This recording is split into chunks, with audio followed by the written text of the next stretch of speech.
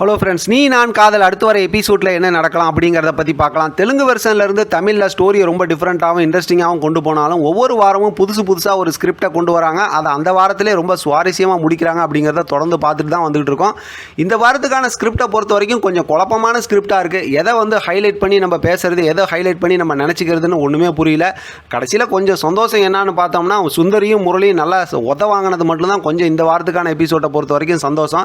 பெருசாக ஸ்டோரி எதுவும் மூவ் பண்ணல. இப்போ அணுவோட அதாவது ப்ரெக்னெண்ட்டாக இருக்காங்க அப்படிங்கிற ஒரு விஷயத்தை ஹைலைட் பண்ணி பேசுகிறாங்க. ஆனால் அதெல்லாம் ஒன்றுமே இல்லைன்னு சொல்லி இன்றைக்கான எபிசோட் லாஸ்ட்டில் அணு எல்லாம் ஓப்பனாக சொல்லிட்டாங்க. நானும் ஆகாஷும் சேர்ந்தே வாழல, அப்புறம் எப்படி நான் ப்ரெக்னெண்ட்டாக இருப்பேன்னு சொன்னதுனால வீட்டில் இருக்கவங்க எல்லாருமே இப்போ ரொம்ப பெரிய அதிர்ச்சி ஆகிட்டாங்க. என்ன நடக்குது இவங்களுக்குள்ளார அப்படிங்கிற மாதிரி. அதனால் அடுத்து அந்த ஸ்டோரியை கொஞ்சம் ஹைலைட் பண்ணி கொண்டு போவாங்கன்னு நினைக்கிறேன்.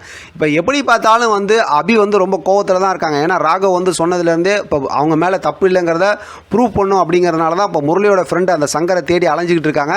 அது சம்மந்தமாக ஏதாவது ஸ்டோரி இந்த வாரத்தில் மூவ் பண்ணுவாங்க அப்படிங்கிற மாதிரி யோசிக்கும் போது ஒன்றும் அது சம்மந்தமாக மூவ் பண்ணல. அநேகமாக ஞாயிற்றுக்கிழமை வரக்கூடிய ப்ரொமோவில் அது சம்மந்தமாக ஏதாவது ஒரு ஹைலைட் பண்ணி ரொம்ப இன்ட்ரெஸ்டிங்கான ஒரு ப்ரொமோவை காட்டுவாங்க அப்படிங்கிற மாதிரி யோசிக்க தோணுது.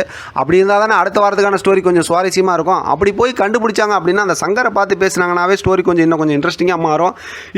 இதுக்கடையில் பார்த்தோம் அப்படின்னாக்கா அஞ்சலி ப்ரெக்னெண்ட்டாக இருக்காங்க இல்லையா, அந்த விஷயத்தை கொஞ்சம் மூவ் பண்ணி ஸ்டோரியை கொண்டு போனாங்கன்னா சீக்கிரமாக உங்களுக்கு குழந்தை பிறகுது அப்படிங்கிற மாதிரிலாம் ஸ்டோரி கொண்டு போனாங்கன்னா தான் கொஞ்சம் தெலுங்கு வெர்ஷனோட கம்பேர் பண்ணி ஸ்டோரி கொண்டு போகிறதுக்கும் நல்லாயிருக்கும்.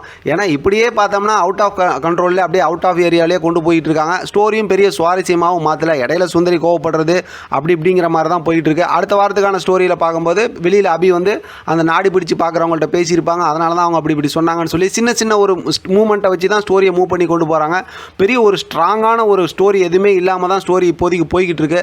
அதனால் அடுத்த வாரத்துக்கான எபிசோடில் அபி முரளி சம்பந்தமாக ஏதாவது கண்டுபிடிக்கிறாங்க அப்படிங்கிற மாதிரி கொண்டு போனால் நல்லாயிருக்கும். இதுக்கடையில் அணு இப்படி ஓப்பனப் ஆகி எல்லா உண்மையும் சொல்லிட்டாங்க அப்படிங்கிறனால இப்போ இது சம்மந்தமாக ஏதாவது பாட்டி சும்மா இருக்க மாட்டாங்க. அப்படி உங்களுக்குள்ளார என்ன தான் பிரச்சனை அப்படின்னு கேட்க ஆரம்பிச்சாங்கன்னா நிறையா உண்மைகளை சொல்கிற மாதிரி இருக்கும். என்னென்ன அப்படிங்கிற விஷயம்லாம் கண்டுபிடிக்கிற மாதிரி இருக்கும். ஏற்கனவே உங்களுக்குள்ளார பொய் சொல்லி தானே ரெண்டு பேர்த்தையும் ஒன்றா வாழ வச்சுக்கிட்டு இருக்காங்க அபி.